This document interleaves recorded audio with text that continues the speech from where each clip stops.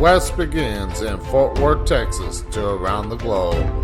You are listening to Talk in the Night. And now, your host, Paranormal Phil. Thank you and good evening, good morning, wherever you may be around the world, around the globe, or even in your own backyard. I am Paranormal Phil, and later on in the show tonight, we're going to be joined by my guest, Pat Daly, as we talk about technology, science, augmented reality, all that good stuff. But first, up on the Talking Tonight website, under the story of the day, could these smart glasses replace your laptop? These mini computers named Nemo sit on your face and give you 6 virtual screens to do your work while away from your desk. When you think virtual screens, you might think things like Star Trek or the Minority Report, but it is slowly becoming a reality. These smart glasses act as Bluetooth speakers, but on your head, and work as a camera to capture moments of your daily life. With these new glasses, it works as a wearable display with tiny screens embedded into the sides of each lens. With these tiny screens, you can watch movies, work, or play games. But is there a downside to this technology? With ever-advancing tech, could this be the future of working on the go? And you can read that story up on the Talking the Night website under the story of the day by clicking on the link, and it'll take you right there.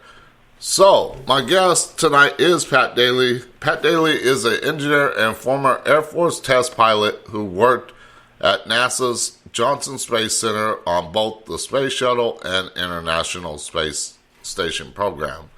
When not writing or trying to bring new airplane designs to life, Pat can be found gaming online. He is a fan of role-playing games, particularly open worlds where engaging storylines where action has consequences. Pat and his wife spent 20 years in Houston before moving to Central Washington, and of course he's back in Houston now. So please welcome to the show my guest, Pat Daly. Thanks, Phil. It's a pleasure to be here. It's a pleasure having you on the show. So tell the listeners a little bit about yourself. Okay. All right. Well, grew up in Seattle, Washington, and then right out of high school, went into the military. I flew as a fighter pilot for a number of years, and then went through test pilot school, flew as a test pilot, got out, went to work for American Airlines, got furloughed from that job, and then went to work for Honeywell and ended up working for Honeywell's Defense and Space Electronic Systems Group here in Houston down at Johnson Space Center. And then after a while, I got hooked up with some other people, and we all quit our day jobs, started a consulting business. From there, it just kind of migrated into bigger and better things. Sold that, went to work for Mitsubishi Aircraft up in Central Washington, and then, like so many of us, got COVIDed out of that job and moved on back to Houston, where I'm spending a lot of time writing and also getting back into the aviation safety world. So that's kind of me. All right. So, mentioned in your bio and everything like that, that you were an engineer and former test pilot with NASA. Can you tell us some of the stuff that you worked on and things that you test flew without giving away any kind of secrets or anything like that? Even though a lot of it's out there. Yep. Yeah, most of the stuff was fighter related. And within that, the biggest subset was F-16 stuff. I worked on new engines for the aircraft, and then, of course, there was all this new avionics, the Lantern pods, which were an infrared targeting and navigation system, and then some of the stability and control things for the F-16, new weapon systems, just kind of the whole gamut of things that you would expect a fighter to do. Okay, so nothing like top secret type aircraft like they test out at Groom Lake and everything like that. No, never flew out of Groom Lake. Didn't do any of that Area 51 kind of stuff. Always interested in what was going on over there, but even for those of us in the business, they kept that held pretty tightly to their chest. Yeah, look at how long it took them to actually acknowledge that there was an Area 51. Yep.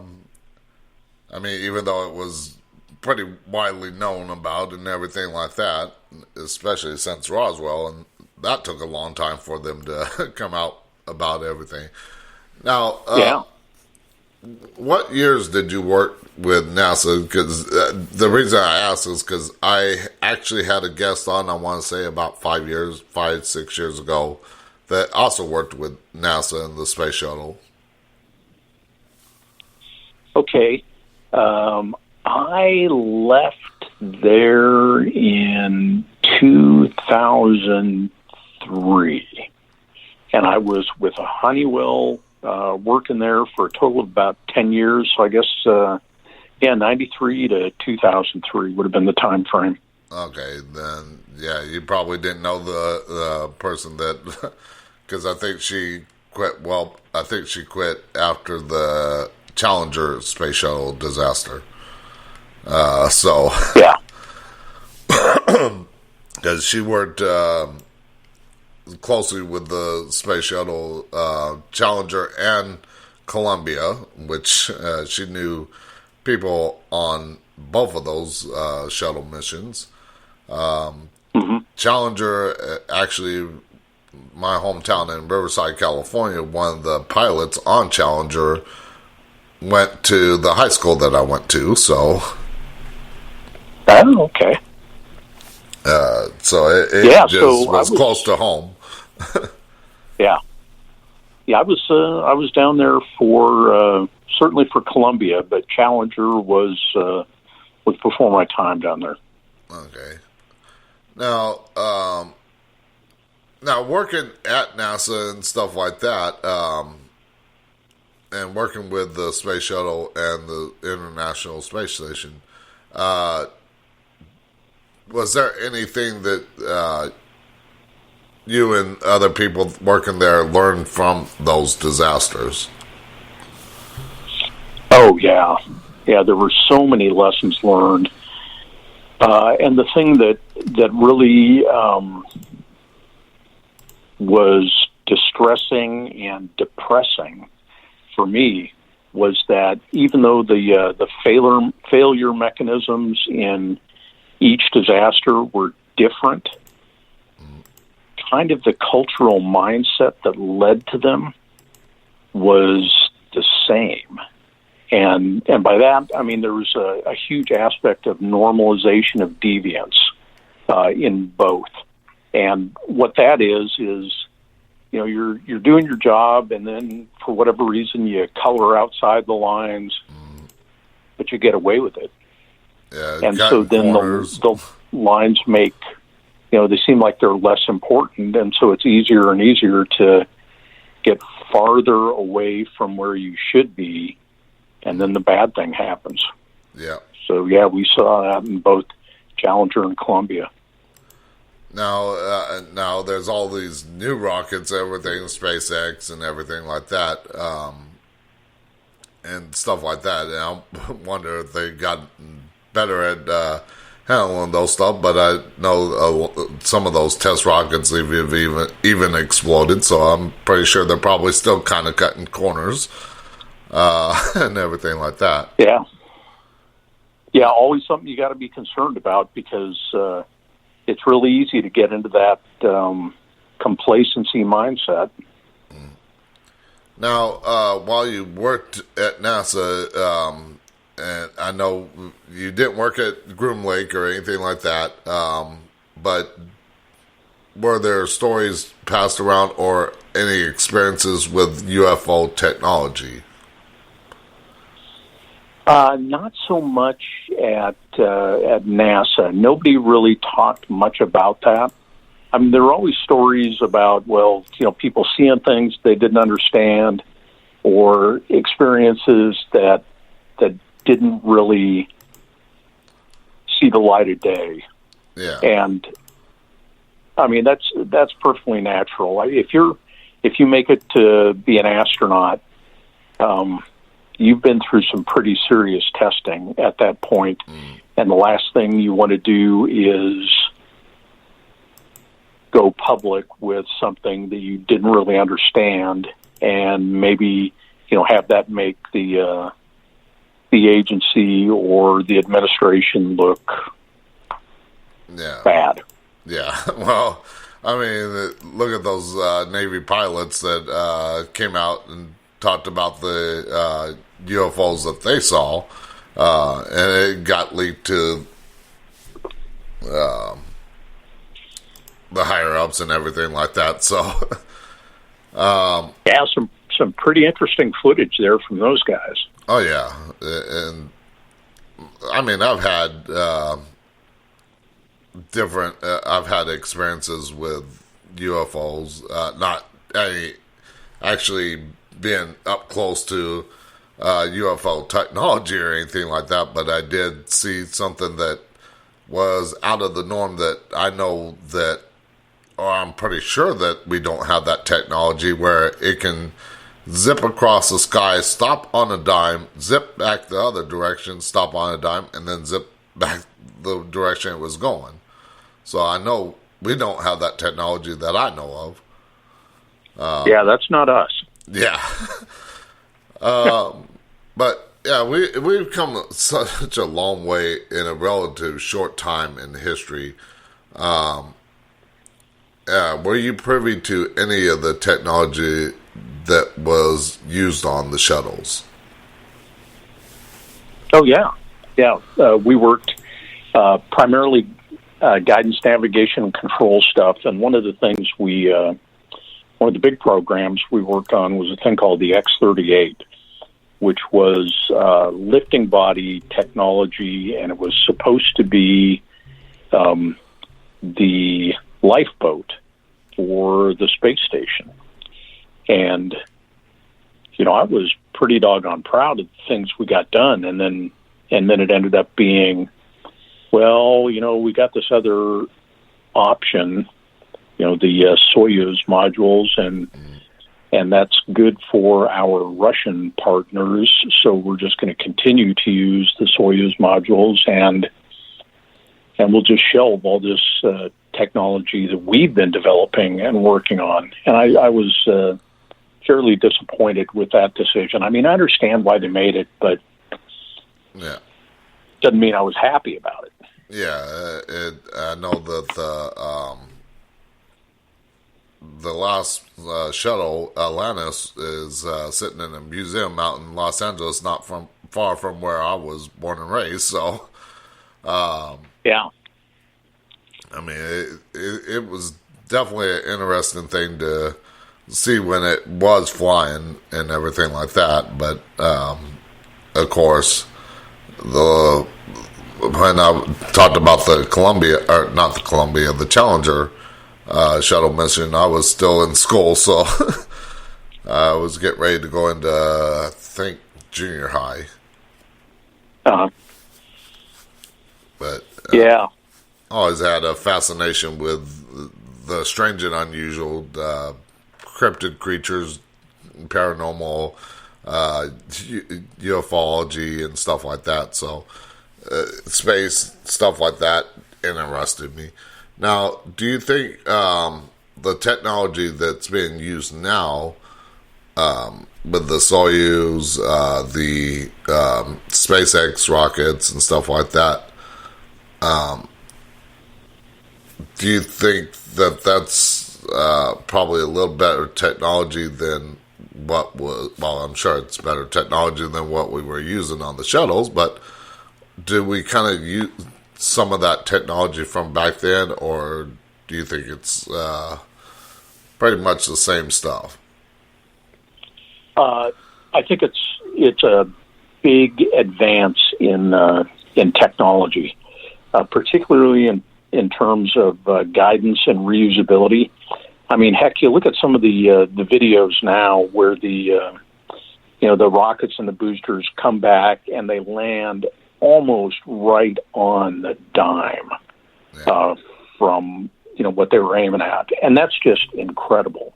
Yeah. I mean, you think back into the days of the Apollo program, and we used heat shields on the reentry vehicle, and we had to have aircraft carriers out there in the middle of the ocean, and it was a question of how many miles away were you going to be when the space capsule splashed down. Yeah.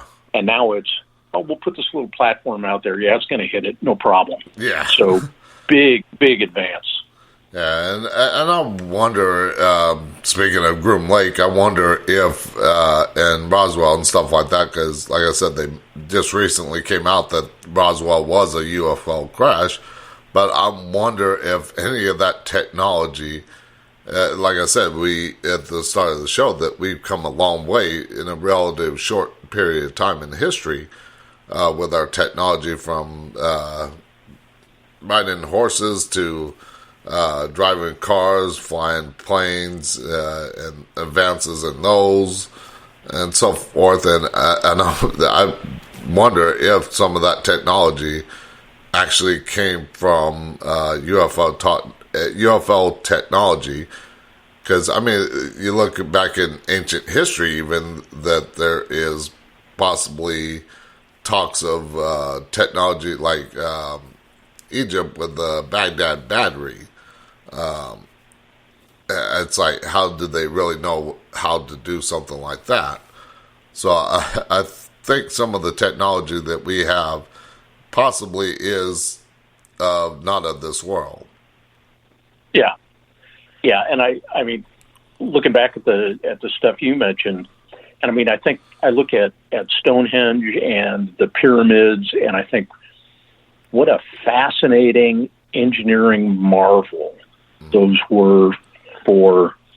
I mean, even today, it would be tough to build something like that. Even if you give us power tools, it's going to be a little tough to construct something like a Stonehenge. But to have done it before power tools, before computers, before really a solid understanding of astronomy was just awfully impressive. Yeah. And did we get a boost? Maybe. Yeah. I mean, you talk about the advances even in our own lifetimes. I'm old enough to remember when TV was all black and white. Yeah, I think the earliest memory for me wasn't black and white, but I still remember 3 channels. Yeah, that's right, 3 channels, and you had to get up out of your chair to go switch the knob or to wiggle the antenna, and once you got that sweet spot, it was like Dad didn't want you to sit down. Just stay there, hold the antenna. I had it worse. I had to climb up on the roof. Uh-oh. Because our antenna was on the roof. It's like, come on. Yeah. Just got to hope there's no thunderstorms coming through. Oh, that was Southern California. I was worried about earthquakes and falling off the roof.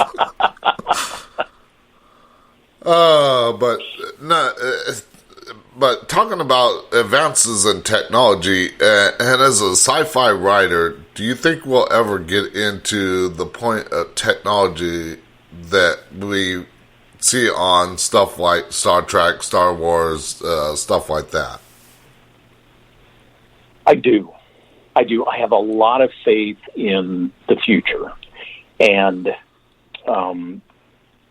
I don't know if we'll ever get like a warp drive or any kind of hyperdrive, because, man, the physics of the known universe are just pretty tough, and that speed of light, speed limit seems awfully tough to get around unless you can go through other dimensions. Yeah. Unfolded space and things like that, in which case, yeah, maybe it's maybe it's not so improbable. Well, I think it's possible now, as far as probable, but I would not. I would agree with probably not the warp technology, but using like theoretical physicists, stuff like that, wormholes and stuff like that. I think that's possible because, I mean, there's a video out there that I talked about one time, somebody flying from Bermuda to Florida, and he flew in a little Cessna, hit this bit of clouds and kind of hit this like wormhole, and then what was only a couple of seconds, he had flown over 300 miles and was off the coast of Miami. Mm-hmm. So, I mean, it was no way that plane could fly that fast. So I think when Star Trek came out and Star Wars and stuff like that, I'm wondering if we had prior knowledge of that technology beforehand. And, of course, they just kind of put it out there to say, okay, this is fantasy, but we actually have the truth. We have the way to do this, but not in the way that it's showing. Yeah, and that's a fascinating idea, because if you think about it, at one point in time, proof of extraterrestrial life would have devastated the world. And yet, because of things like E.T. and Star Trek, we've gotten to the point where I think most people now expect that there's extraterrestrial life and expect that there's a probability that we have been visited. And so if you wanted to design a program to slowly change the world's perceptions about things, I think I think the way things have happened would certainly be an effective way of doing that. Mm-hmm. And I don't know exactly when we'll get that technology. I mean, of course, there's talks of Virgin Galactic sending people, regular people up into space and stuff like that, space tourism and everything like that. There's been that talk. But, of course, with a lot of our space technology aging, I wonder how much further we're going to get before we get some of this newer technology going. Yeah, and the big holdback seems to be propulsion technology. We've had huge advances in other realms, and yet propulsion, chemical rockets, that's still not much different than it was in the days of the Saturn V. Yeah. So I think we need to see the big breakthroughs in propulsion to get us to that Star Wars, Star Trek kind of era. Yeah. Now, there are other technologies, like you said, that are more closer to that, and like I talked about in the story of the day with these smart glasses and everything like that. And I think it's only a matter of time. I mean, we got touchscreen computers and stuff like that, but I think it's a matter of time before we get like holographic type technology. Yeah, I think you're absolutely right there. I think we're probably closer to that than any Star Trek spaceship type flying machine. So, yeah, I think we're closer to the holodeck than we are to warp drive. Now, speaking of the International Space Station and stuff like that and aging technology, were you part of any of the technology that is on the International Space Station? Yeah,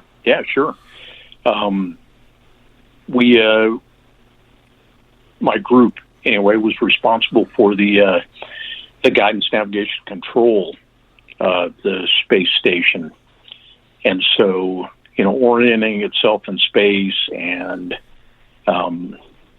working with the they call them gyrodynes, but they're enormous reaction wheel gyros that are used to maintain orientation and stability.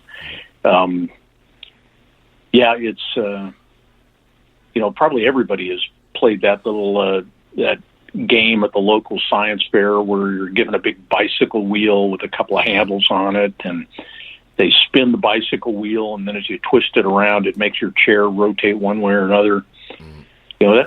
That's just that on a larger scale with computers thrown in for calculation and control. Wow. Now, speaking of the International Space Station, I know it's been announced that there is plans to decommission the ISS in 2031. Once that's over, do you know what they possibly plan for after that and what that might be? I think we're looking beyond low Earth orbit again, finally, to because I feel like we have stagnated. You think about it, and the first lunar landing was in 1969, and that's a long time ago. We're talking 53 years since we've done that. Is that right? Yeah, 53. Yeah. And so I think we're finally starting to look beyond that to the moon and Mars again. Yeah. And then there's a whole group of people that argue that planets are not where we should be looking. We should be looking at permanent space-borne population centers. Kind of the 2001 Space Odyssey. I was thinking that movie Passenger. Yeah, where you get the big arc ships and send them off, and also people. I think it's entirely possible that you and I are going to see the first human being born in space, and maybe even people that never set foot on a planet. Yeah. Now, of course, we know a lot more about space than we do about some of our deepest parts of our ocean. And I think we kind of lagged there because there's probably a lot more we can probably understand about our oceans than space, because we're sending out signals. I think I saw a report where it's going to take 400,000 years to get a signal back from the signal that they're sending out. I can't remember where I saw it, but I know it was like they're getting ready to send out a signal into space, and they said something about 400,000 years before we even get even a reply from it. But who knows? Yeah, depending on where it's headed. To the nearest star, given the speed of light, we're talking about around an 8-year round trip for a signal. And that's not even counting any time that somebody gets a signal and goes, well, what do you suppose this is? What do you suppose this means? Let's figure out what it means. And then reply. I think it's not going to be an insignificant task. Yeah, I think we might get a message back from Voyager before we get a message back from that one. But I want to talk about your book, but we're going to do that after the commercial break here. So we'll be right back with my guest, Pat Daly, as we talk about technology, science, and augmented reality, plus his book, Spark. We'll be right back.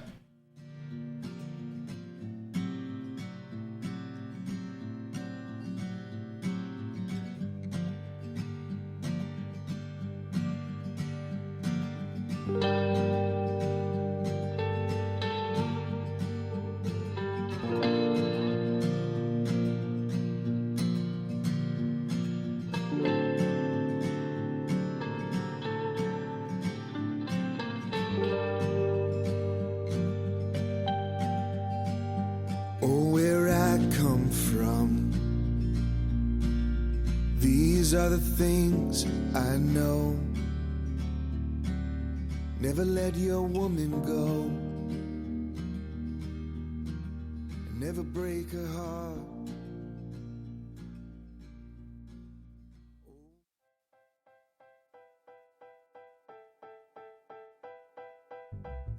Do you have a talk radio, Facebook Live, or YouTube show and would like guests for your show but don't know where to go to get them? Well, go to radioguestlist.com and sign up today. They have all different experts in different fields, and you can find the ones that are just right for your show.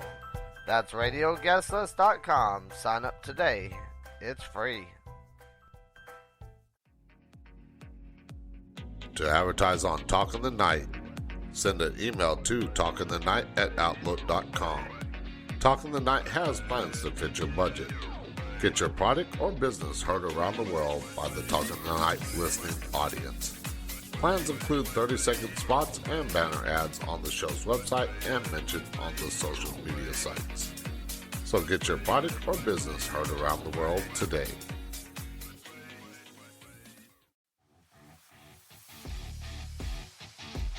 Shop the Talk in the Night merch store today and pick up one of the many products with 9 different designs to choose from.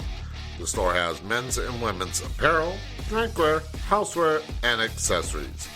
Pick up a t-shirt, coffee mug, or anything else on there and support the show today. Go to talkinthe.night.com to find a link to the merch store.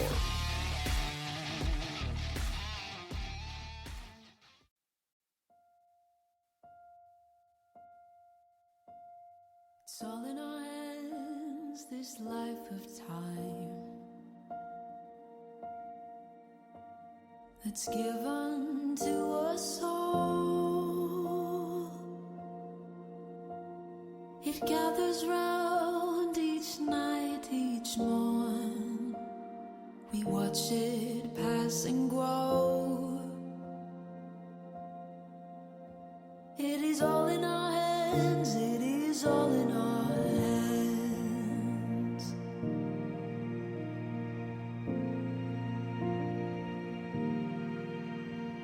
With every field and rising sea. And now, back to Talk in the Night with your host, Paranormal Phil. Okay, and we are back with my guest, Pat Daly, as we talk about technology, science, augmented reality, all that good stuff. And, of course, gaming for those that love gaming and stuff like that. Now, I know you've been, I think it was in your bio, I believe, about playing role-playing games. And I was always big with Dungeons and Dragons, so I know what you're talking about there. Yep. Dungeons and Dragons are a great intro drug for those of us with the gaming gene. Yeah, I mean, it of course, everything's mostly technology nowadays, but I still love playing where you have to actually write down stuff. I mean, you got the whole character sheets on your phone, apps and stuff like that, spells and stuff like that, but it kind of takes away from the fun that of having to actually do math, think on your feet, and be like, okay, do I really want to attack this horde of orgs? And so forth, or do I want to go into this town? What do I do? What are the options? And I think we've lost a lot of that with the ever advancing technology. I think you're right. And there's the whole social aspect to it too. You know, there was, and I know there's still a ton of gamers out there that do play D&D as tabletop gaming, and so you've got a group of people clustered around a table someplace, and whether it's in somebody's basement or it's in maybe a gaming club or a comic book store, I think that there's a lot good, or there's a lot of good that comes with just hanging around with other people and having face-to-face social interactions as you face common challenges in a game. Yeah, and of course, I was playing last year with some people in the apartment complex that I know, but they just really don't have the time to do it anymore. But before that, I hadn't played in over 30 years because I used to be a dungeon master, so I knew all the stuff to use, the different dice rolls, stuff like that. Yeah. But I think he tried to get me involved in like another role playing game, BattleTech. But I just didn't find too much interest in that one. But I was more of the weird fantasy world type gaming rather than like the high technology game, because it just seemed weird to me. But to each their own on those gaming systems, games and stuff like that. But like I said, it's still a way to make your brain think. And like I said, we've lost a lot of our way by all these new technology, where we're looking at screens, because we got our cameras, our calculators, everything on our phones basically nowadays, where we can do everything from the palm of our hands. Whereas you had back in when I was going to school, it was very limited on technology. I was playing Atari games, using a Commodore 64, had the pagers, the brick phone. That was the extent of my technology when I was a kid. Yep, and I think you're right. You know, well, I guess it's got pluses and minuses, right? Because it's great that you can see somebody else's version of what this orc would look like. But on the other hand, it kind of deprives you of the opportunity to use your own imagination. Mm-hmm. So I guess I like both aspects, but I think we need to keep a blend there. Yeah, I think so too, but I don't think it's going to last very long. Now, let's get into your book, Spark. Tell us a little bit about it. Sure. Spark is a near-future science fiction novel with a strong game theme that runs through it, and also a couple of disruptive technologies that have evolved. And one is a really highly efficient solar power, and the other is sentient AI. And so those create kind of the backdrop for the conflict within the scenario. And in this near future world, terrorism has continued to grow, and we have had a second Korean conflict, which evolved also into the use of biochemical weapons. And so we've got a bunch of veterans from that conflict, and then, of course, the social disruption back home. And our hero and heroine in the novel both end up being homeless, orphaned, and struggling to find their way through, and yet maintain some sort of happiness and real world perspective at the same time. So it's got a little bit of everything. It's got some action, some fantasy, some romance, some what I think is pretty reasonable tech advances. There's a lot of technology, especially with augmented reality and everything like that, to where you can design like your home empty apartment or a house and everything just by like even Pokemon Go. I mean, they're using augmented reality and stuff like that to where you're seeing it on the screen. And is that something like what the characters are seeing, something like on the screen, or are they using like a VR headset? Well, it was interesting that your story of the day is about these smart glasses, because it's and also you brought up Pokemon Go, because that was one of the inspirations for the book. I've got two daughters, and they were both playing Pokemon Go, and I decided that, you know, to be a good dad, I needed to understand a little bit about this whole thing. So I started playing it, and what fascinated me was the whole superimposition of completely virtual construct, you know, one of the little Pokemons, over reality. And the big problem with virtual reality goggles is that it completely takes away the world. And so you can no longer see where your dog is sleeping.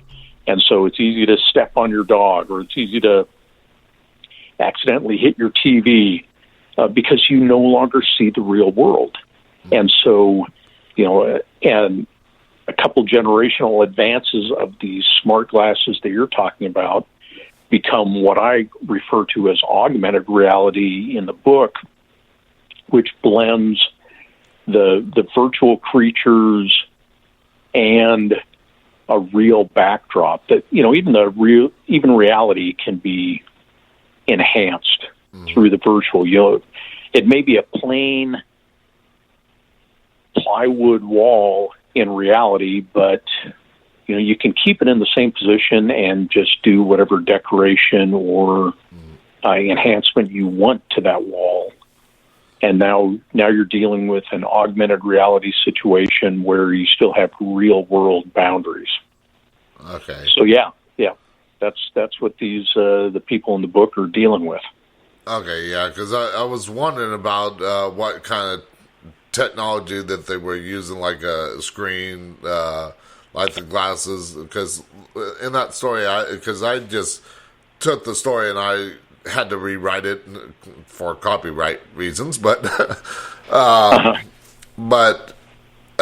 think it mentioned something about it has like 6 different little screens on each side of the thing. And there was a couple of years back with the start of the smart glasses and everything like that with the camera on it, but it wasn't really the little screens in it.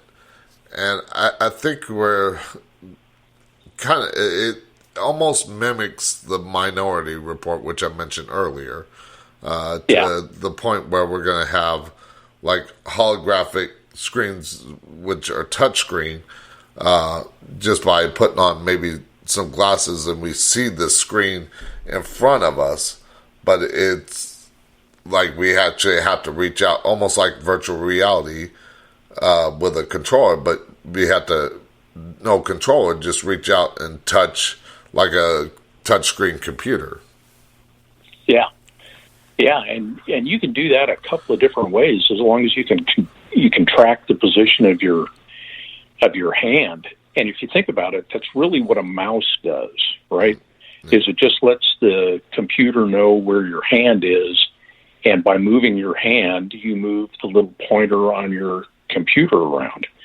Well, if you can just track your hand instead of the mouse, you can do the same thing without the wires and cords, and you can reach out and touch things, and yeah, it's a lot like the Minority Report.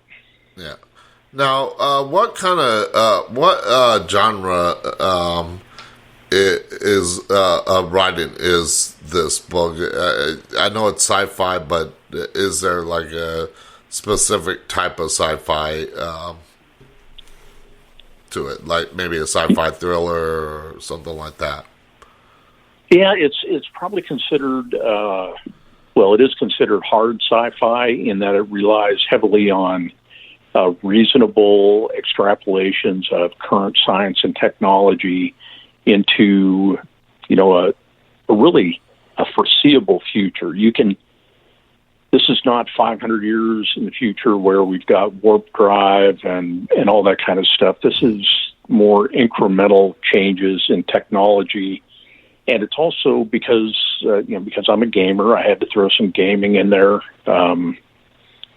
Because, I a little bit of a soapbox here. I think one of the things that we are going to see through advances in artificial intelligence and gaming is that education is going to be more and more game focused, with people learning without knowing that they're learning, that they learn by doing and by playing. And there's nothing written in stone. This was not on one of the tablets that Moses brought down that said, you have to sit at a desk in a classroom to learn. Yeah, and of course we learned all about that the past 2 years with online learning and everything like that, because when I was going to college was during that period, so which made it very difficult for the profession I was trying to get into, which was, I was already in the profession of radio, but I was trying to learn some new things like things in television, because I'm actually working on a screenplay, horror movie screenplay. So I wanted to take some of those classes to learn filmmaking, screenwriting, and stuff like that. And when you're going to college for stuff like that, it's very difficult to learn the equipment if you're not in class. And there is a point where I see something like that being hard to learn new technology. Yeah, certainly, you don't necessarily need to be sitting at a desk with 30 other students in the class, but certainly maybe clustered around a table in a lab where you actually get to interact with the new technology, pick things up and figure out how they work and how to make them do what you need them to do. Yeah, well, I did learn a little bit from the online classes, and of course I got technology to where I got this vest type thing. It's almost like body armor, but it's got a arm on it that is spring loaded to where it's got an arm and it's got a pole that I can put rig up on top of it and put multiple cameras on it, so that way I can walk around with just of course, since I use a cane, it makes it very easy because I can hold the multiple cameras with just that body armor vest with the arm, and hold all those cameras with one arm and the cane with the other. So it makes it a lot easier, and it's also probably something that anybody in the film industry could use too, as well, even if they're not disabled. But with advances in technology like that, I think are just helping out a lot of people. But we don't want to go too far into relying on, you mentioned artificial intelligence, because it just brings up ideas of iRobot and stuff like that. Yeah, Terminator and Skynet, all that stuff going on. Yeah. Now, you mentioned it's set in like the near future, and did you get any ideas of current technology or maybe upcoming technology when you did research for the book, for some of the technology in the book? Yeah, absolutely. I did a fair amount of research into artificial intelligence and also solar power, because solar power plays a fairly strong role in the book as well. And there are a couple of different ways of getting power from the sun. I mean, there's more than a couple. but you've got the photovoltaic effect, which is what solar panels on things like the space station use to generate electricity. And then you have places like Solar One, Solar Two, Solar Three, the mirror farms, where they reflect the sunlight to a central point, and they use that to heat. Mostly they use some sort of molten salt because it holds the heat really well, and then they use that heat to generate steam, which then powers a turbine, and now you got lights on in your house. So I did a lot of research into those things, and that allowed me to make kind of the technological leaps that are evident in the book. Okay, yeah, because, the closest thing I am to, like any solar technology is I got one of those battery banks that's got the solar technology in it, to where, because I was like, I had an old battery pack, and I was constantly having to charge it every time I went out with my equipment, and it's like, why do I want to keep charging my battery pack every time, and even run out of juice? But with these, they're beefy now, but I'm sure just like cell phones were back in the day with the brick phones and everything like that, I'm sure that those are going to come down in size too. But it's got that solar technology to where I can charge the battery pack just by sitting out in the sun. I can charge my phone by just sitting the phone on the battery pack. I don't have to plug it in or anything like that. And like I said, we're getting there with the technology to where it's making things easier. But do you see, like, with any of the technology that you researched for the book, as it becoming a downside too?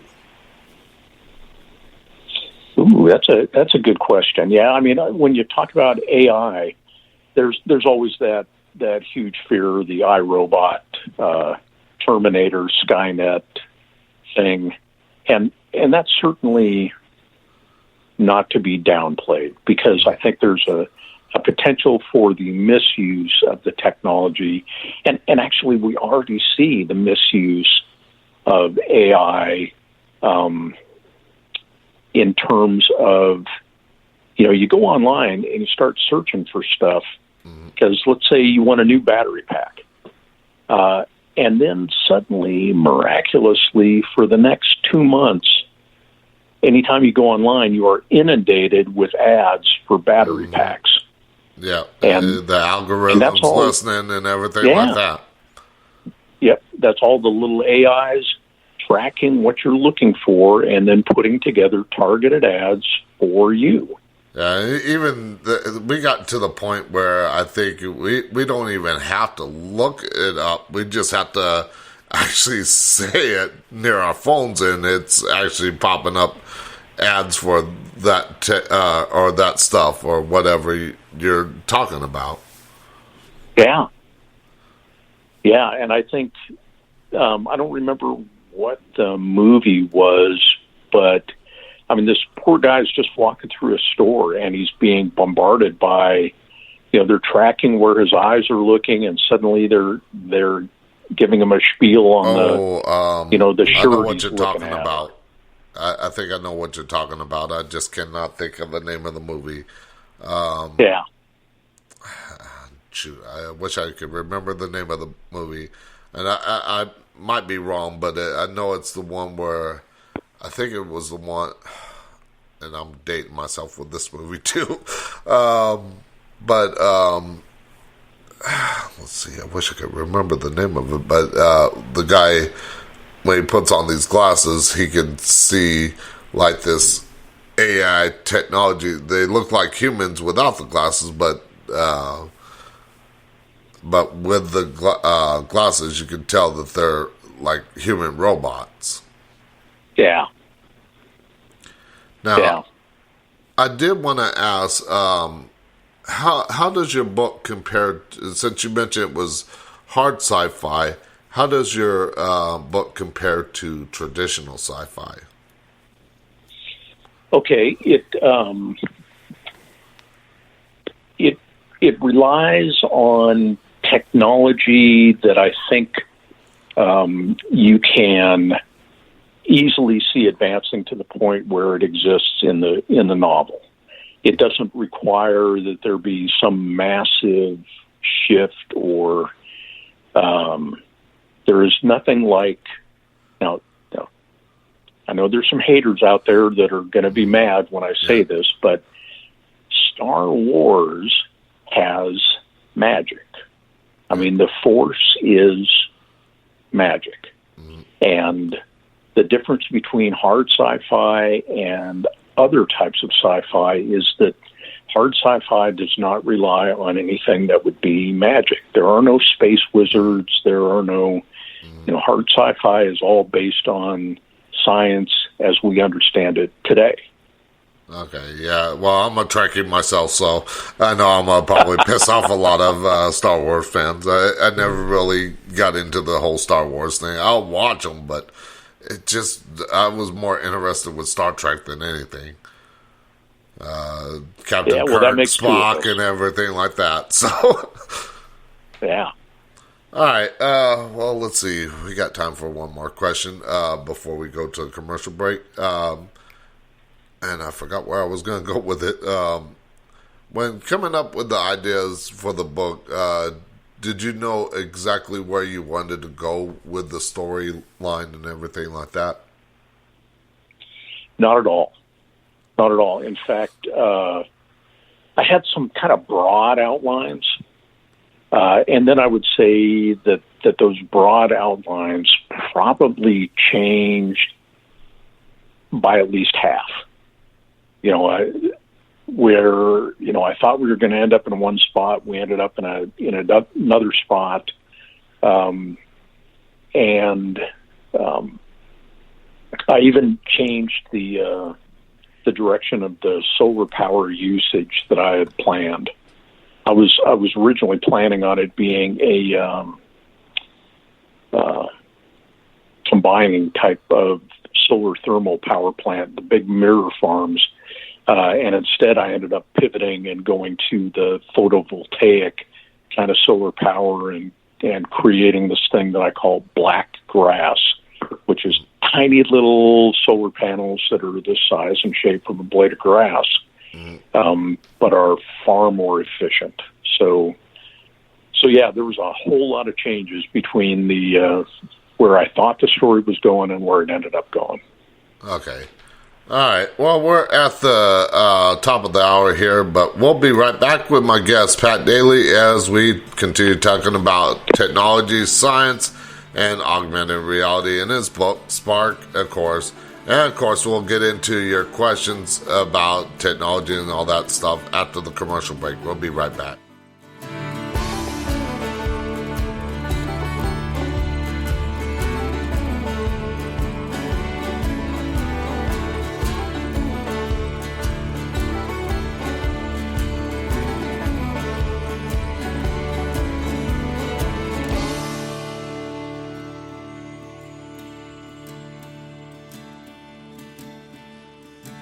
I'm just an old man counting the days till I can see you again.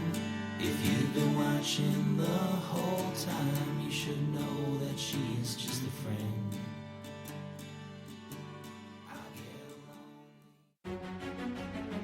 The weather is getting warmer and people are out and about. Well, if you love ghost hunting, now is the time to pick up some new gear. GhostStop.com has a wide variety of equipment to choose from, and one of those items is Blue Buddy. He's back. The talking bear every investigator wants on their team. Click on the Ghost Stop banner ad at the top of the show's website and pick up your Blue Buddy today. Go to spring.com and sign up to create your own design or choose from a design from one of the many creators on there. Spring has ways to integrate your store on social media, custom stores, and they have digital and physical products. While you're there, check out the Talk in the Night merch store. To get started with Spring today, click on the banner ad on the Talk of the Night website.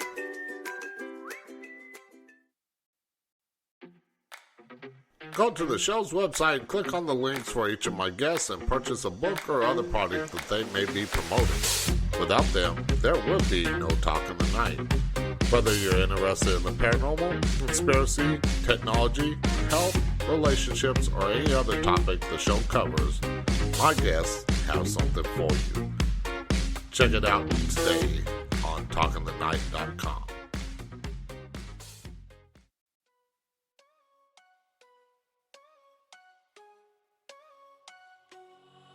With you, the sun is shining 24/7. 'Cause when we're together, it feels like we're in heaven. If it will get dark, you'll be my million stars. I know I can lean on you. Oh, you catch me like a leaf falling from a tree. If you'll be a shooting star, I'll make a wish. No, I don't fake this kind of feeling, never felt so real. My heart is on the table 'cause you're my everything. I do. I wanna marry you. 'Cause when you're around, I know it's true. Call into the show, Skype Talk in the Night, or by phone at 817-717-1280. Now back to Talk in the Night with your host, Paranormal Phil. Okay, and we are back with my guest, Pat Daly. Now, before we get back into questions and everything like that, and phone calls if you want to call in, I want to mention you heard there, the Skype line to call into the show is using the Skype name Talk in the Night, or by phone at 817-717-1280, or you can go over to Spreaker.com, sign up for a free account. It don't cost a thing. You don't have to record anything. You can jump in the chat, go search Talk in the Night, click on the live show, scroll down a little bit. There's a chat bar there. You can type in your questions there as well if you don't want to call in, and I will relay the message to my guests. So I want to get into I want to kind of, this is what I usually do when I don't have calls. I'll alternate questions that I have for you about the book, and I'll alternate questions in the chat. And I do want to welcome Nicole Gaspard to the chat, and I know I'm going to probably pronounce it wrong, but seeing the last name, I'm pretty sure this person is related to you. Ardith Daly. Yep, that would be Ardith Daly. Yep. Okay, I wanted to make sure I did not want to mispronounce it wrong, because I do that quite often with names. But I do want to welcome them to the chat. Now, I do have a question for Nicole. Will we have lifelike robots like in iRobot? Do you think? Will we? I think we will. And there's kind of a Goldilocks zone of how close they resemble humans, because as they get closer and closer to lifelike, we like them, and then they hit a spot where they're nearly lifelike, and suddenly they're scary.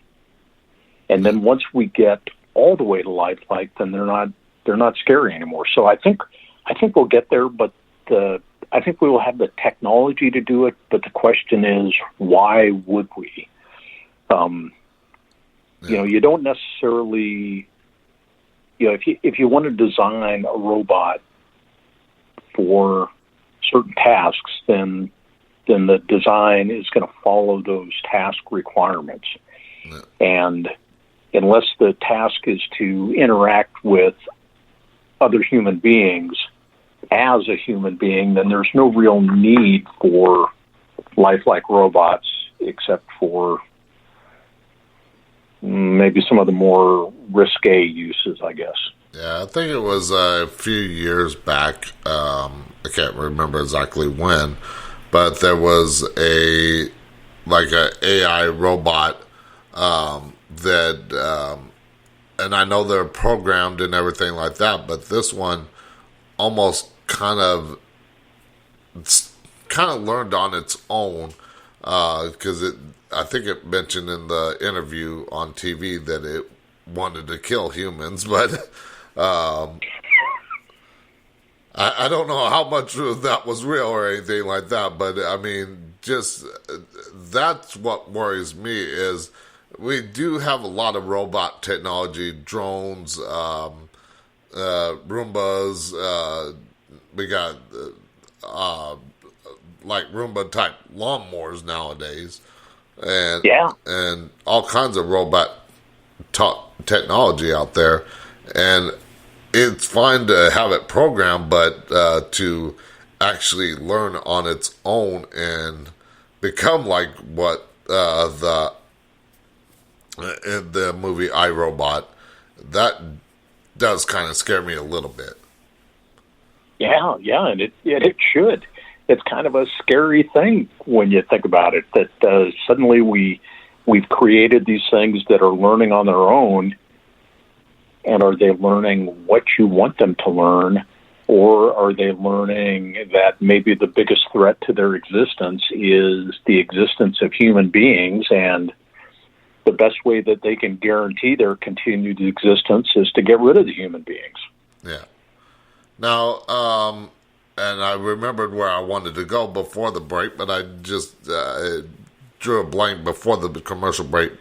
But there's an old movie that I was wondering if it was some stuff in your book was something similar to this, as far as like the gaming system that your characters had to deal with. And that movie is, I want to say 83 or 84 movie, War Games. War Games, yeah. And what did they call it? The Whopper, the computer in the War Games movie. Yeah, that had Matthew Broderick, right? Yes. Yeah. Oh, great movie.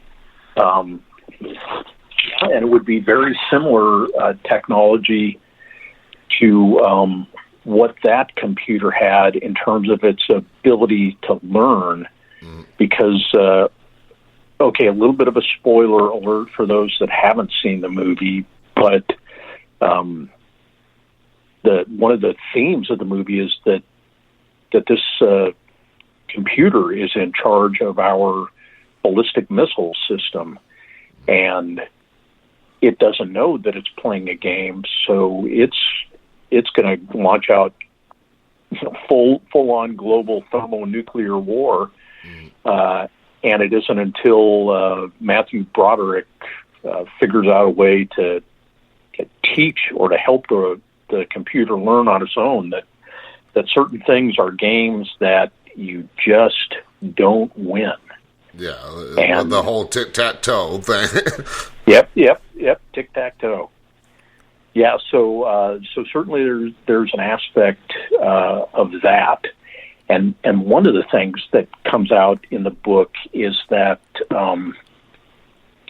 the AI that I postulate in the book is created with a certain amount of empathy for the people around her. Now I'm going to call her because in the book I give her a name, and that name is Jane, which is an acronym for just another neural network experiment, but becomes a sentient AI and does have a fair amount of empathy and compassion for the humans in her life, and that comes to play strongly towards the end of the book. Okay, so that was like just one of the computer augmented reality type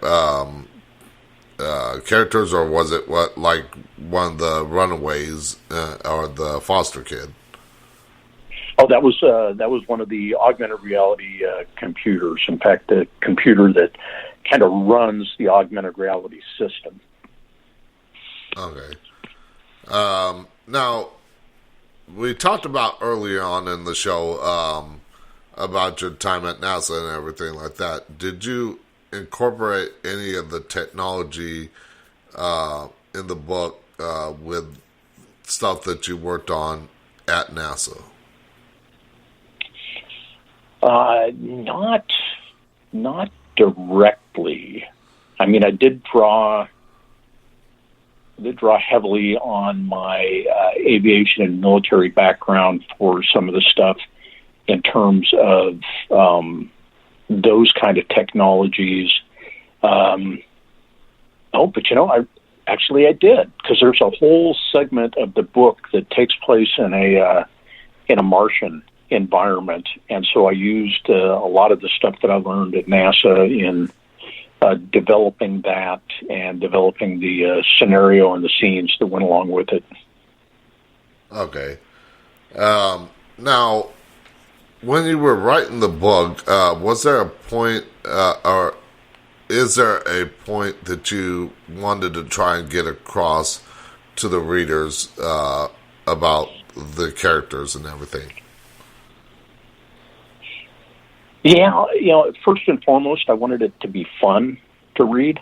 But I also wanted to have kind of an underlying message of hope, even when things in the world don't seem to be going that well, that somehow people can find a way. And so I guess as a kind of a takeaway message, I think would be one of hope, not just in the future, but also in each other.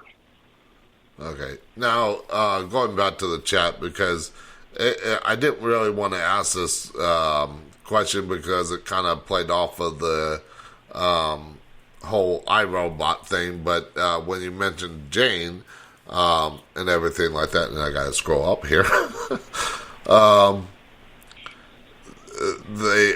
Nicole asks, any light data from Star Trek, the Next Generation type, was she kind of like that type of thing, or was it just like we talked about Pokemon Go, where you're seeing it through a screen, but it's not actually there?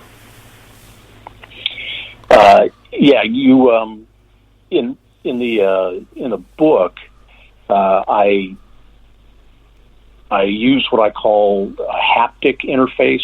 So this is something that, to a certain extent, already exists, that you can put on a pair of high-tech gloves, and they will allow you to feel things that aren't really there. And it's, that kind of technology is used to help train surgeons, and also for back in the space shuttle days, it was used to help train people that were going to control the arm on the shuttle. So yeah, even though the things aren't really there, you can still feel them. Okay, now I'm trying to remember. I think it was a Nintendo 64, or the older Nintendo game. There used to be like a glove.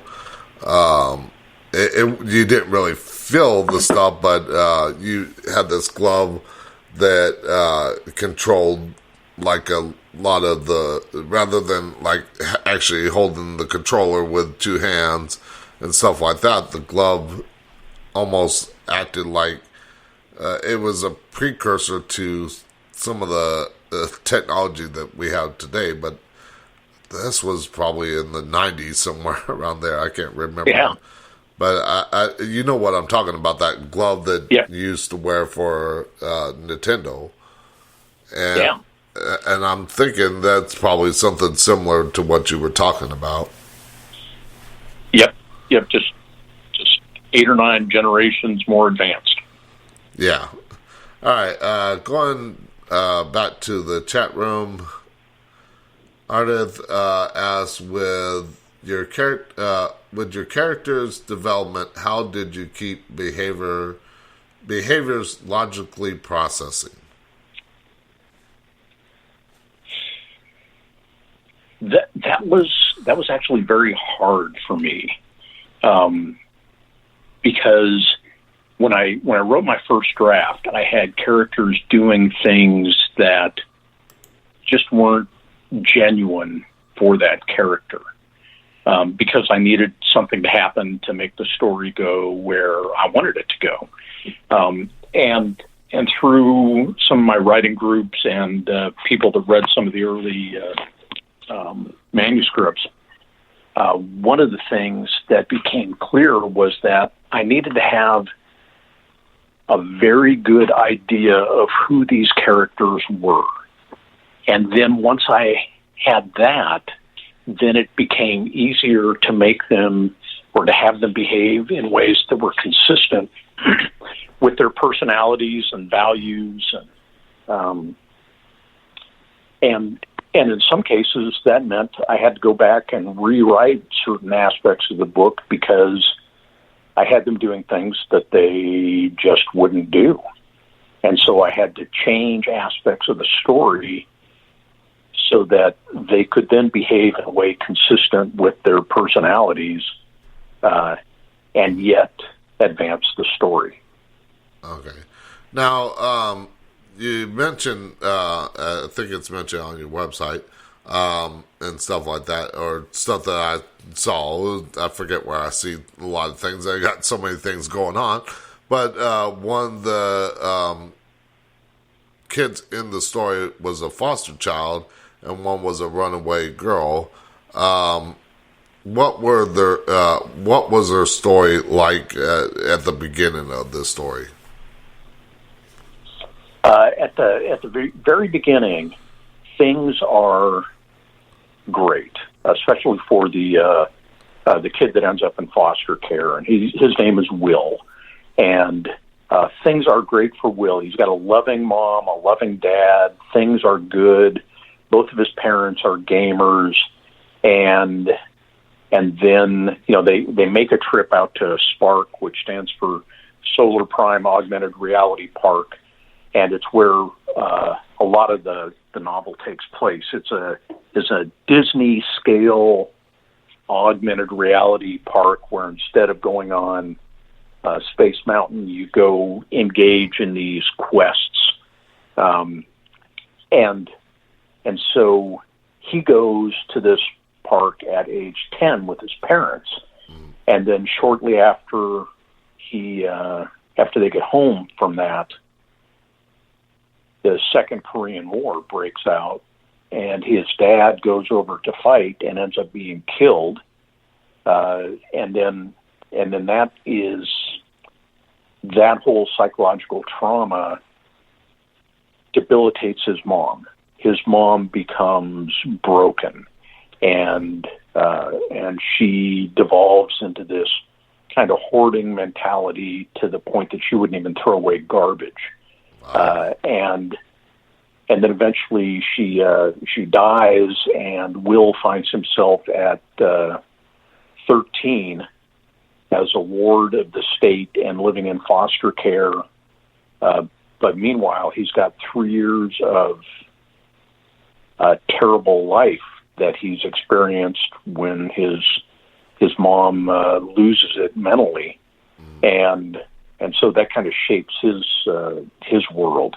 So he ends up in the foster system, and I've got a lot of respect for people that work in child protective services and people that are foster parents, but there are some problems, and they are woefully overworked and understaffed, and sometimes that ends up in situations where it's not the best for the kid, it's not the best for the foster parents, and Will finds himself in a situation like that, and he ends up fleeing foster care. Yeah, and of course there's a lot of problems with the current foster care system. There are some evil people in that whole system and everything like that. There are the good ones, but they're just with anything that's good, there's also an evil side to everything. Yep, that's unfortunately true, Phil. Now, what about the runaway girl? How did she come to be a runaway and everything like that?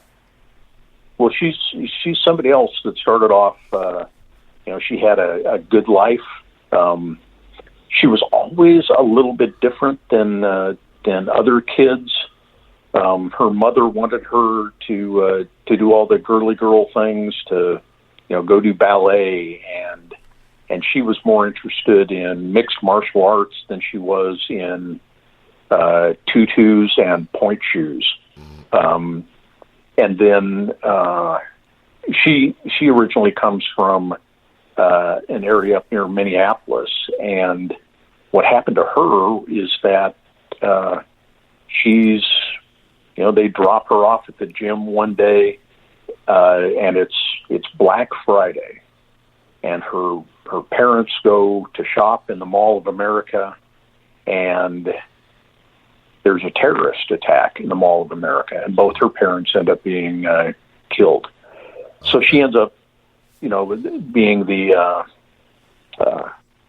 living with her aunt and uncle and cousins, and just gets to the point where at age 15 or so, she knows this is not for her. This is not the life she wants to lead, and she just leaves.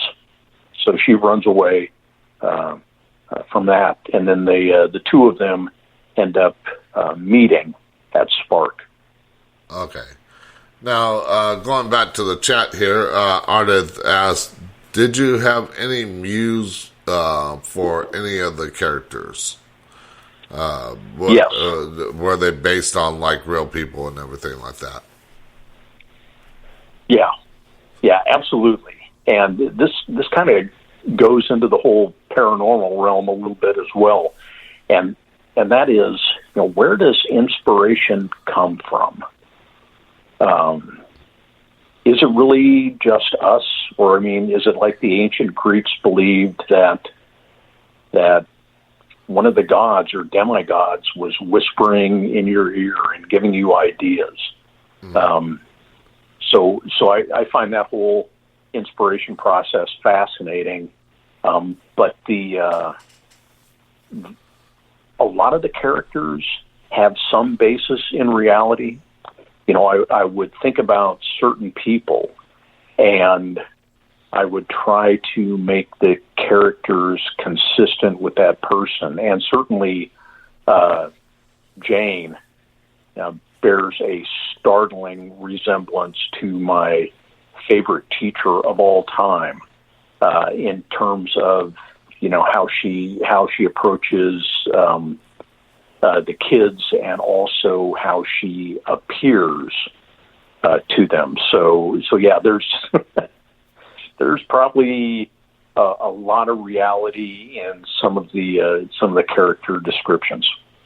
Okay. Now, when you were doing the research for the book, what kind of research did you look into? What kind of things did you look into to kind of get ideas for, like, the characters, the technology, and everything like that? Okay, well, one of the characters I wanted to have that character suffer from, or I don't know if suffer is even the right term, but have Asperger's syndrome. Mm.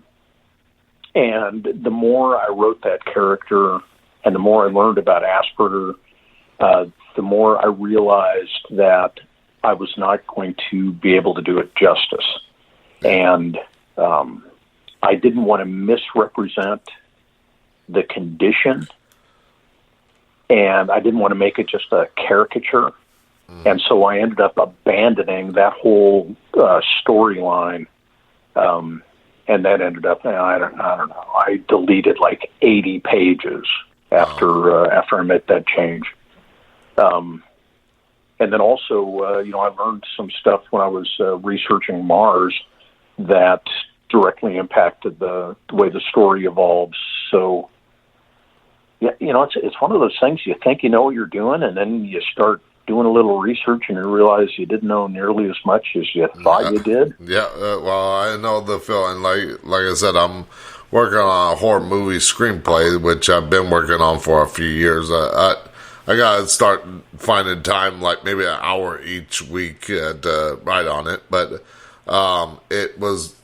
it's kind of based off of a true event where I don't want to give away the title because I haven't done really much with it, so I don't want somebody steal my idea. But basically, this person was at a ghost tour out in Beverly Hills, and she kind of felt like she was being drugged into a mirror.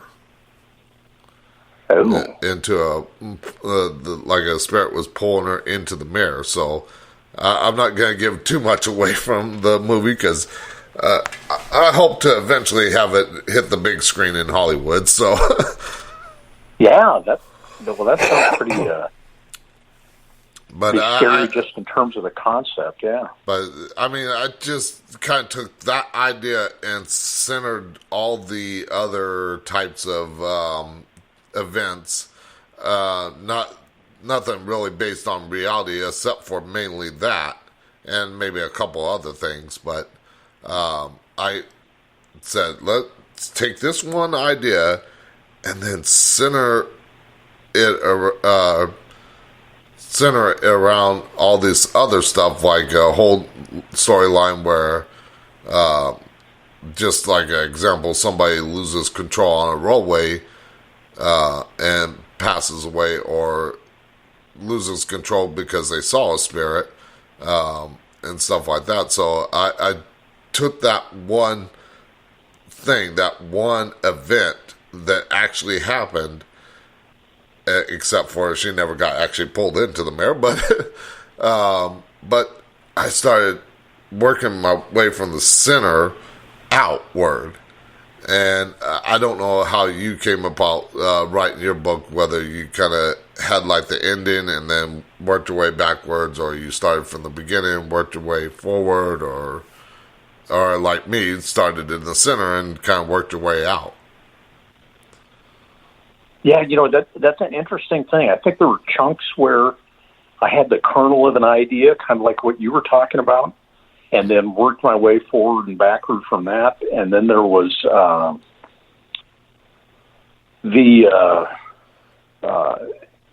overall, the ending, I knew where I wanted it to go, but it wasn't until I wrote the very last sentence of the book that I realized that the story wasn't done. And so I've been working on the sequel, and that's my publisher now, and should come out by Christmas, we're hoping. But yeah, it's fascinating how you can have one anchor idea, and then you can work all directions from that. For me, just about anything that I've ever done, I tend to work from the center and outward. I don't know why, but even when I used to, I was working on trying to get into the country music business. When I wrote songs, I would start with the chorus and then work around from there. Basically just working from the center, and then once you get that idea, that basic idea that you talked about there, then just surround everything else around that. Yeah, it's like, okay, you've got an idea that this is going to happen. Okay, well, for that to happen, what are all the things that have to happen to lead up to it? And then once it does happen, where's it going to go from there? So, yeah, I see that. Yeah. And, well, like I said, I'll eventually get like that movie done, and I'm hoping to have it done to like at the beginning of the year. I know it ain't gonna happen this year, but I want to try and have it done at the beginning of the year, so that way I can have it done and released on Halloween. Just because horror movies and Halloween are, I always tell people Halloween is my Christmas. Well, there's two reasons for that. One, I was born the day after Christmas. And the other reason why Halloween is my Christmas is because the year that I was born, 1973, December 26, 1973, The Exorcist came out in theaters on the day that I was born. So I guess I was born for this. But I want to let everybody know are at the commercial break here, the last commercial break of the night. But as soon as we get back, we'll take more questions and phone calls. If you got a phone call and question for my guests, we'll be right back after the short message.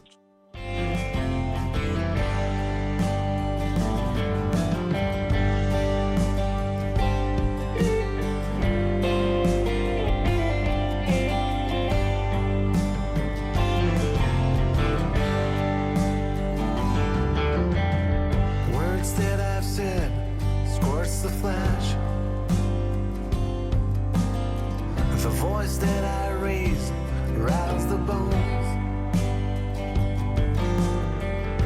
as I slam the door. White doves flew away, thinking what's left behind is not for me anymore. Rushing through some dark streets, heading for the highway. Do you need music for your radio show, podcast, or YouTube channel, but need a music license to play it on your show? Well, go to artlist.io and check out the plans they have. They have 3 plans to choose from: personal, unlimited, and enterprise. All the music that you hear on the show is from Artlist, and there is a banner ad on the show's website. Check it out today.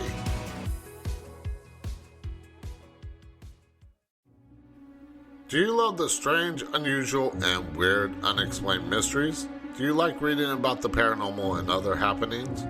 Well, I have the website for you, unexplainedmysteries.com. On there you will find so much, such as the latest news and articles, forums, news with video, and so much more. That's unexplained-mysteries.com, or you can click on the banner ad on the show's website to take you right there. Do you love history? Do you wonder what happened on this day in history? Well, check out history.com/this day in history and find out what happened on this day in recorded history. You can also click on the image on the Talk of the Night website under this day in history and check out one of the many things that happened. The show's website lists a different event in history every day, so check it out today.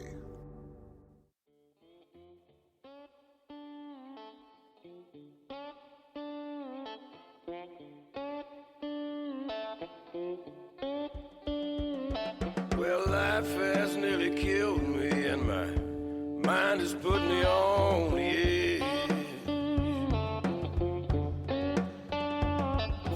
Life has nearly killed me, and my mind has put me on the edge. Though I can barely crawl, I've got to walk where these angels' feet are tread. Call into the show, Skype Talk in the Night, or by phone at 817-717-1280. Now back to Talk in the Night with your host, Paranormal Phil.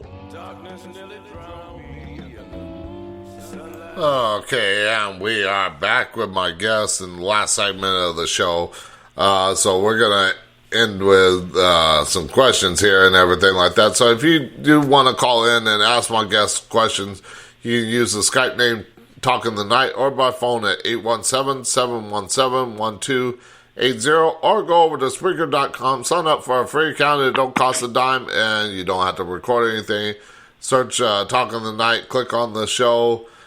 Be sure to like it and follow, and then click on the live episode. Scroll down a little bit. There's a little chat bar. You can type in your question if you don't feel like calling in.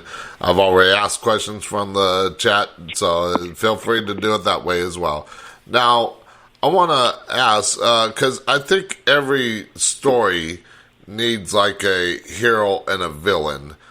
Does your book have that aspect to it, heroes and villains?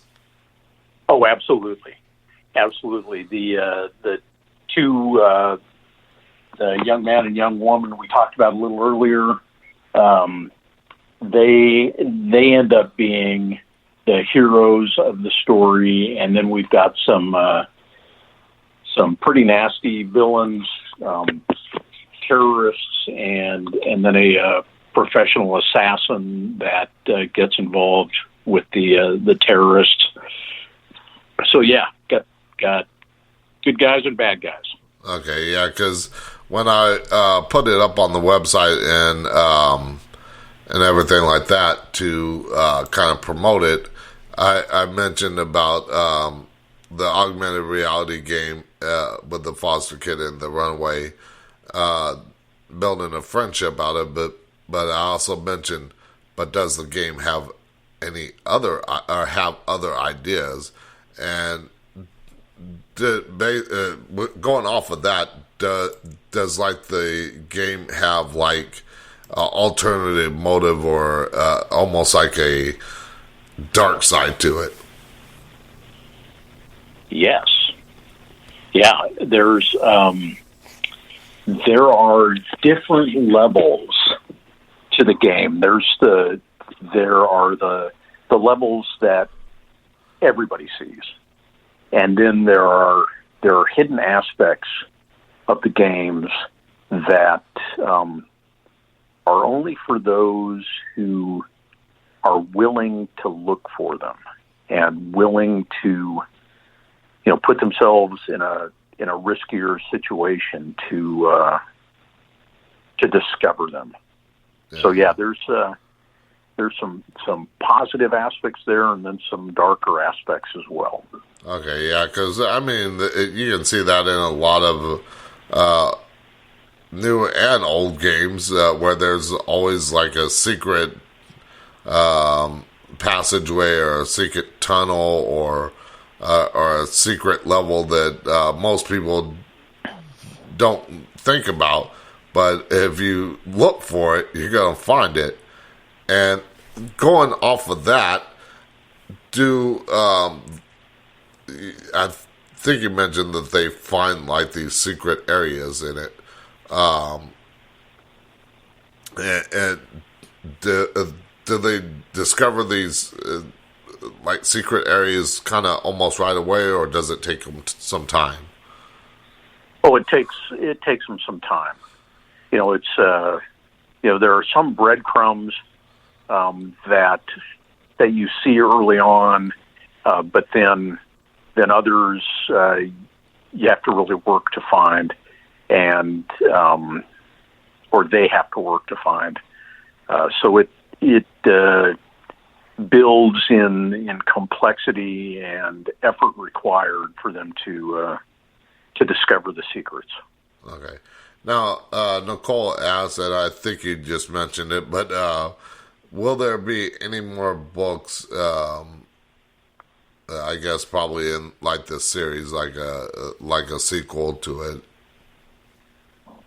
Yep, absolutely. There's a the first book is called Spark, and the second book is titled Fire, and it should be available on Amazon by this Christmas.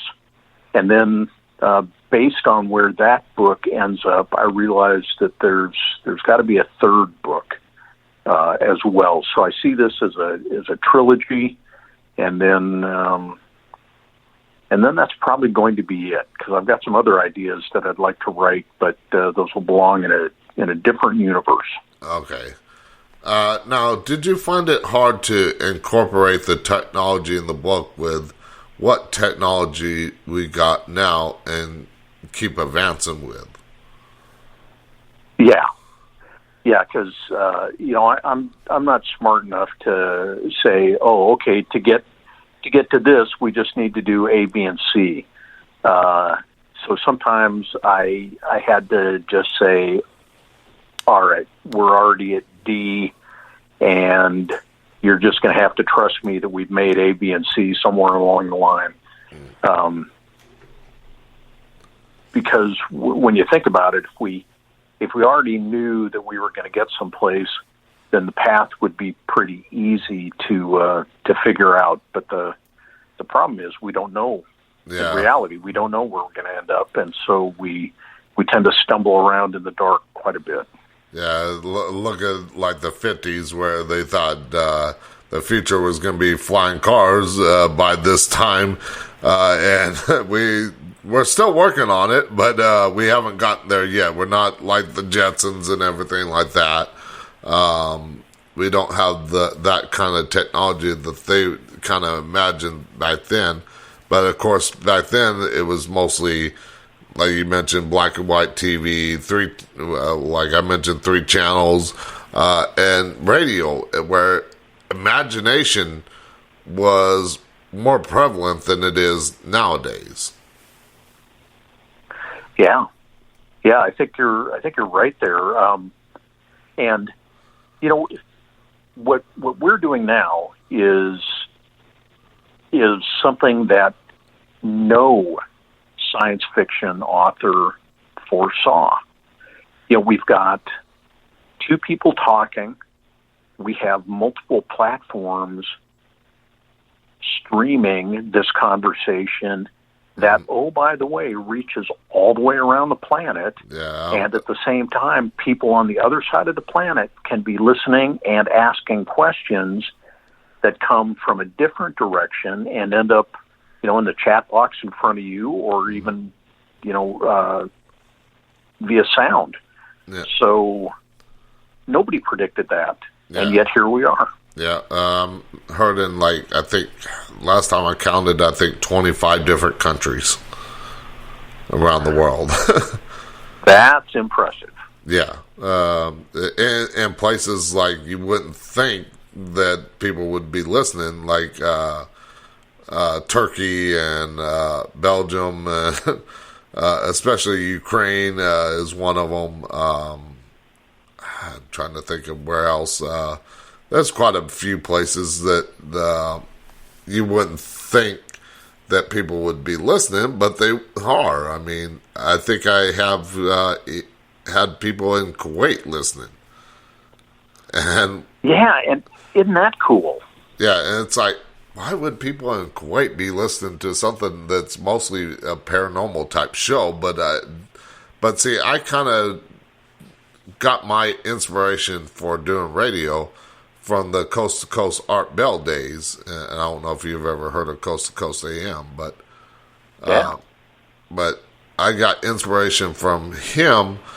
I used to stay up late at 12 o'clock at night till 3 in the morning just to listen to his shows, and just because I found interest in it, and I was like, this is what I want to do with my life. I want to be behind the mic. I want to talk to people. I want to kind of get their perspective and give them my perspective and everything like that. And people can come together and learn about something that they might not know about. And of course, like you talked about, the technology that we have to where we can be in different places. We don't have to actually be in the same studio. And we're talking, we're getting our ideas around the world and everything like that. Yeah, it's an amazing leap in technology, and I think it's really cool when you think about it that you have listeners in all these different countries that, just because of this technology, are able to hear and like what they hear from your channel, and wouldn't have been possible 20 years ago. Yeah. Now, what was or what is the target area for your book? Is there like a certain target aspect for as far as like readership, listening age, and viewing, not listening or viewing? Sorry, reading age. Unless they're actually, unless you do have books on like Audible and stuff like that. Yeah, it's we're not on Audible yet, although I hope to get there soon. But really, it is. I call it family friendly, but it's probably in the business. It's probably more considered a young adult target market. So I'm targeting readers between the ages of, or as young as, say, 12. And then, some of my readers are are in their 60s and have enjoyed it. But I think my sweet spot is for those that have experience with gaming and like the science and the tech as well. So probably shading more towards the younger end of the demographic than the upper end. Yeah, I think most of my listening audience is anywhere from 18 to 45. I do get a little bit of the older crowd and some of the younger crowd, but it's mostly the 18 to 45-year-old crowd that enjoy listening about different aspects of the paranormal, especially since I've been in the paranormal field 30-plus years. I actually had my first experience with a ghost when I was 5 years old, so I know exactly what I'm talking about. Otherwise, I probably would never be doing this show talking about the paranormal. Now, because we're slowly running out of time here, do you think that your book will fall by the wayside the way technology is advancing? Or do you think it'll be like relevant in maybe 50 years? Yeah, I would be really surprised if this was if anybody was reading this in 50 years, because I think we are close enough in terms of the technology that even 30 years from now, the technology ought to be a reality, and so I know I've gotten some of it wrong. And then it'll be, oh, look what this guy Daly said. You know, he thought things were going to be like this. And clearly anybody with any kind of foresight would have known that no, it's all going to be the other way. So, I think... Go ahead.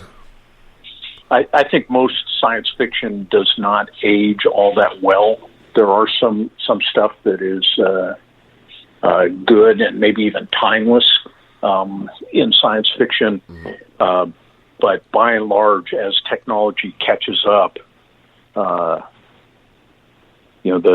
luster comes off a lot of the novels and even movies and TV shows. Yeah, speaking of movies and stuff like that. It comes to mind Back to the Future, where we thought we were going to have that hoverboard technology on the day that that was on the time machine, DeLorean, in the movie, and we got to that date and nothing. Yep. Now, of course, no hoverboards. Yeah. Now, of course, there is the possibility that even though this is old technology, going back to the whole Star Trek thing, with holodecks and everything like that, you know how they like to, especially on Star Trek The Next Generation, they like to go into the past and everything like that. And I wonder if something like in the, not near future, but past our lifetimes, but because I'm approaching 50, so I don't think it's going to happen in my lifetime, but a lot of the younger readers and younger listeners to this show and everything like that could possibly see something like that technology and be able to actually go into like a room, whether it be through augmented reality, because we could probably do that now with augmented reality if the program is put there in place to where we can see what it would be like being in that. Like me, I have a fascination with the Old West and the Civil War. I would love to be able to go back and interact with people during that time, but without time travel. Yeah, that would be pretty cool to do that. And I think you're right. I think that whole holodeck technology is not that far off. I think we're going to be surprised at how soon some of that comes about. Now, I want to ask one more question before we start wrapping things up. Have you found it difficult to keep up with technology when writing? Yes. Yes, some things, particularly in terms of AI and computer-based stuff, the advances have been so rapid that it's phenomenal. And you start talking about something or using an idea in what is supposed to be a science fiction novel, and then you find out, oh yeah, well they're already doing that over at SpaceX, or Amazon does that, or Meta is doing that already, and it's like, no, I didn't know that. I thought I was making this up as I went. And you find out that that technology has leapfrogged your story. Yeah, it's like, and then shoot, I didn't think quick enough. Yeah. Right. So we are slowly approaching the end time here, but where can tell people where they can find out more about you and the book Spark? Sure. Probably the two best places to get me are on my website, which is thepatdaily.com. So it's the PATDAILY.com. And then I blog at feraldaughters.wordpress.com. So if you just go to the website, it'll point you to the blog as well. So thepatdaily.com. And of course, the book is available on Amazon. Just search for Spark by Pat Daly, and it'll take you right to the page where you can click on it and buy it. So probably those are the best. Of course, I got all the other standard socials. Instagram, I'm Pat Daly Pics. Facebook, I'm Pat Daly Author. And then Twitter, I'm at Pat Daly Author. So all of those are good ways to reach out to me to learn more about Spark and the Spark universe, and hopefully buy the book. All right. Well, thank you so much, and hopefully it comes out because I was never really a book person. I'm more a visual and doing kind of type thing rather than I learned by actually getting out there and doing it or watching something rather than actually picking up a book and spend hours reading. I spent those times back in high school. But I found that I learned a lot better by actually doing than actually reading. Now, you mentioned there's no Audible book right now, but there is plans to put it out in like an audio book form, correct? That's correct. That's correct. And with all the contacts you're going to make in Hollywood with your screenplay, I think this would make a heck of a movie too. So don't forget me. I will make sure that I'll make sure that I give you a follow on the social media things. And of course, I do have a friend that is a producer in Hollywood, so he owns the house where that event that I was talking about happened. Okay. Yeah, he lives 150 feet away from where the Manson murders happened. So, man. So he has produced his own movie. So I got a connection in Hollywood already. So, and I do make connections with people in the film industry through the radio show, through talking about movies and stuff like that. So I always find ways to get new connections. All right. Very good. And I'll make sure I'm following you as well, and we can keep in touch that way. And because maybe you can write my screenplay. Yeah, I had some filmmakers on my show. I think it was it last week or the week before? I can't remember. But they worked on a few documentaries and everything like that. So they're filmmakers, so I got connections there too. So good. It comes in handy being able to do this show. But I want to thank you again for coming on the show and everything like that, sharing your stories, sharing the book. I'm sure people are going to go out there and hear this and go out there and be like, what's this book about? I want to read it. And I hope they do. But thank you again for coming on the show and talking about it. All right, and thanks for having me on, Phil. I really appreciate it, and best of luck with your movie. Thank you.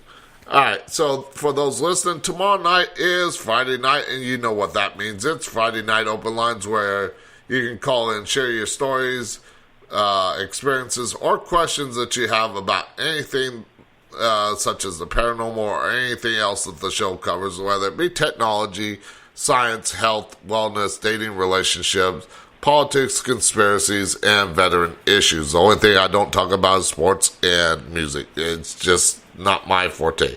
But anything else, pretty much, you can call into the show or join the chat and discuss about that. I had the hiccups there for a second.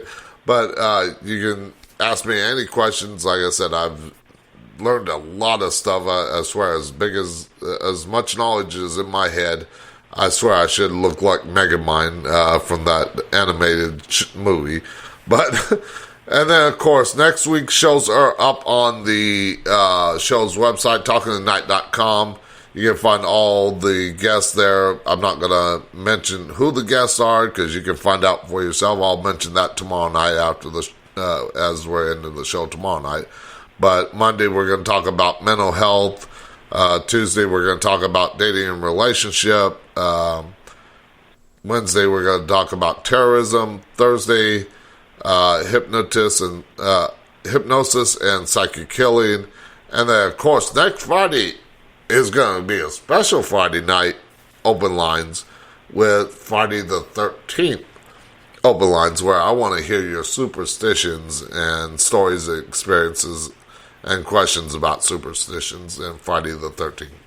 Because I believe Friday the 13th is actually, a 13 number is actually a lucky number, where most people would think, oh, that's a bad luck number and everything like that. But I find it, breaking it down in numerology and adding 3 plus 1, you get a 4. So I look at a positive side. 13 has always been a good number for me. So that's what we got coming up on the show. Also, be sure to follow the show on all the social media sites, which you can find up on the Talking Tonight website. I'm on Facebook, Twitter, Instagram, Discord, LinkedIn, and, of course, YouTube. And I post daily about what's coming up for that night, and I promote it all over the place and getting people to tune in and listen to what I have going on. So be sure to follow me on all the social media sites. Again, follow me on Spreaker.com. Give the show a like if you like the show. Download it. You can do all that over there. So until tomorrow night, when I have my Friday night open lines, I shall see you on the dark side. Good night from Talking the Night.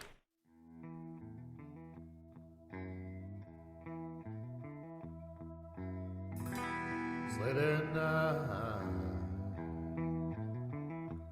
darkness has fallen. Turn on the radio, and you hear him talking.